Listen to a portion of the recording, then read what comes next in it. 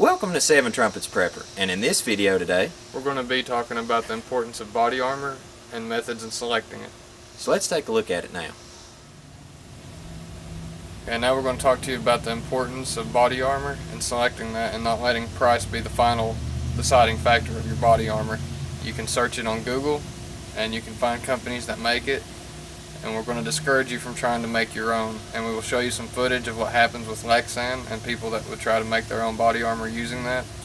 But this here is one of the more common found plates that you could find using the internet. You can find companies that make these, and these are actual body armor, so this is the way to go.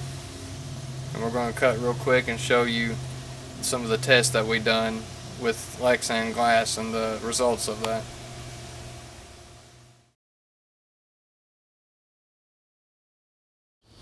Okay, now this is the piece that just came out of the kiln. Now our piece came out with about a 1/4 inch gap in between the plate, so we're hoping when we shoot this in a minute with multiple weapons that it's going to hit and either deflect off, or if it goes through, wad up between the two plates. So we'll give it a test now. Okay, now we're going to test it with a 223.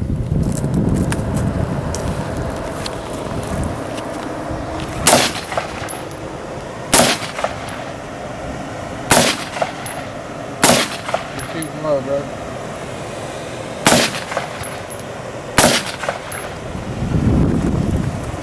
Now we're going to do it with a 12 gauge, and this is universal shot.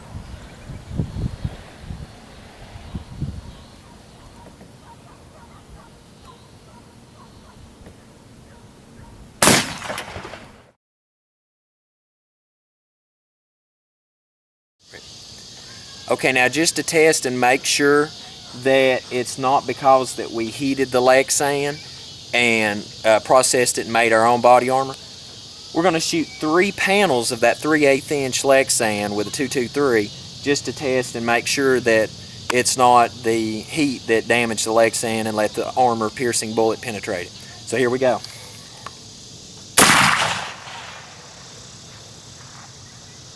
Let's go test it out and see what we got.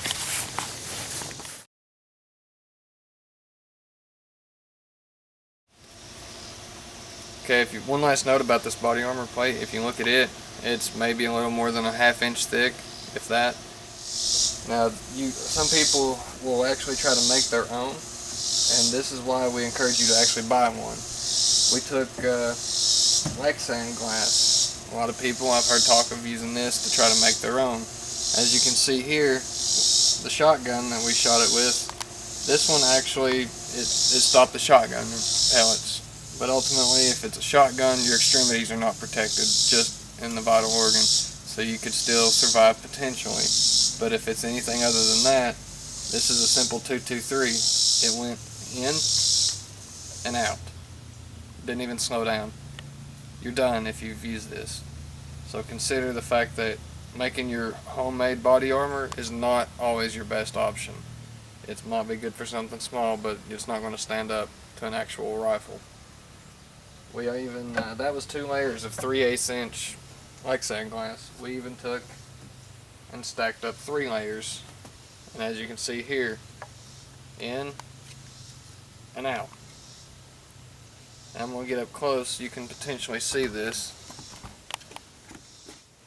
You can see this clear wave that goes around this all the way through.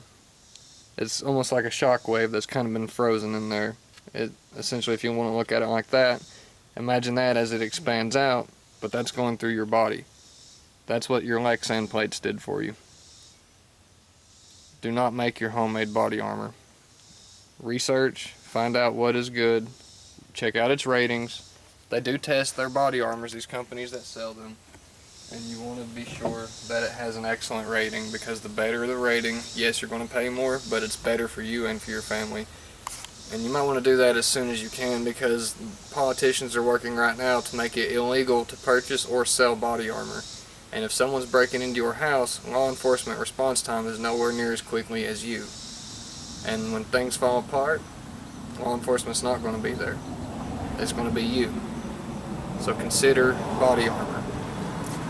This is an example of what's called a plate carrier, and this is what will hold your plates in. There are several versions of these, all kinds of variants, but something you want to consider is one that has what's known as molly loops. And what this will do is allow you to actually add accessories to your body armor, such as magazine pouches, pistol pouches, things like that. Because you can get a slick version, but you have to wear something over that, and that's going to hinder you in the long run. You want something where you can attach things directly, and this is what you would call a slick rig. There's nothing attached to it. Now over here, this is one.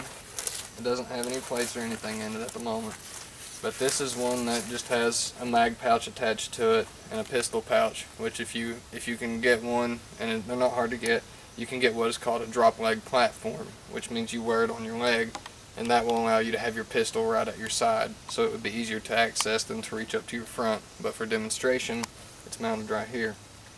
And you've also, these do have them all the way around the back, and this here is a pouch for a first aid kit. And they also have molly loops on them as well, so you can add smaller pieces to add to your medical kits. And what things like this will do is these will allow a lot more mobility as opposed to a full-size flak vest, which is made for shrapnel, and a lot of people they can't discern the difference between shrapnel and firearms. So if you want a plate carrier, it's not going to stop shrapnel. It will stop, with the plates, they will stop bullets. A vest will just stop shrapnel without plates, but it's not going to stop a bullet. You need to distinguish that difference. They do not stop bullets without plates. But you might want to keep these things in mind. We just wanted to kind of point out the differences. We did our own little bit of research. We've tried the thermal heating and molding, and we tried just straight up stacking Lexans, things like that. They don't work. There may be other ways to do it. We'll try to test further and find out something. But ultimately, don't look at price as the bottom line for your personal protection and your family's protection. And you want to act soon before the government shuts you down. And keep in mind when you're doing this that there is no acceptable option for choosing body armor that includes being cheap or lazy. And as much as we encourage you to build your own preps, and we show you how to do it often here on the channel, this is one we do not encourage you to try to do yourself. Many companies make quality equipment, and we encourage you to purchase it so that you have protection for yourself and your family. So until we see you again here at Seven Trumpets Prepper Channel, we hope you have a most blessed day in Yahushua's name.